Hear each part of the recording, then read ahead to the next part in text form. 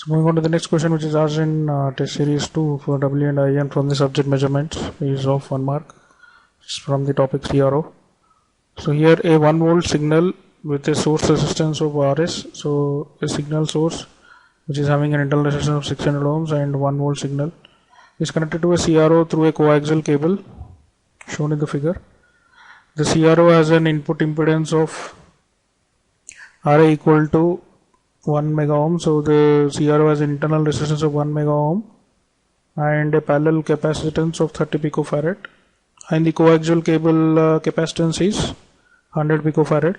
If the signal frequency is 100 Hertz, then what is the CRO terminal voltage which it will see based on this values of cable capacitance and the internal capacitance of the CRO. So when I redraw the circuit, so we have the voltage source here which is having internal resistance RS and Vs is a voltage, and now that is connected via a coaxial cable having a capacitance of 100 picofarad to a CRO which internally has a internal capacitance of 30 picofarad in parallel with a resistance of 1 mega ohm. So when I redraw the circuit, it looks something like this.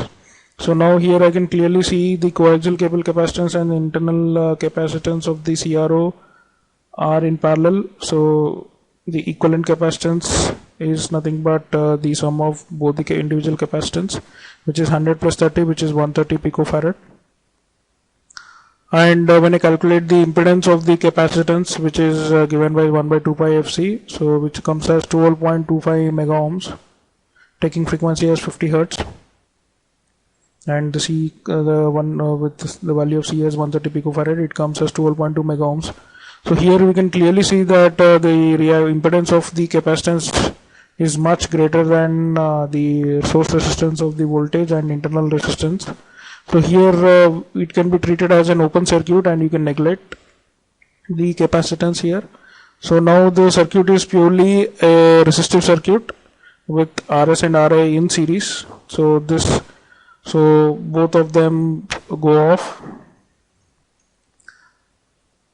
So these two capacitance go off as it's an open circuit, very high value. So it's a series circuit, so we can calculate the voltage which is going to the CRO using the voltage divider. So 1 volt is a input voltage with the input resistance of CRO as 1 mega ohm. So divided by 1 mega ohm plus the source resistance is 600 ohms. So it's nothing but 0.9994 volts. So the effective 1 volt voltage goes as 0.9994, which is almost equivalent to 1 volt because of very high input impedance of capacitor.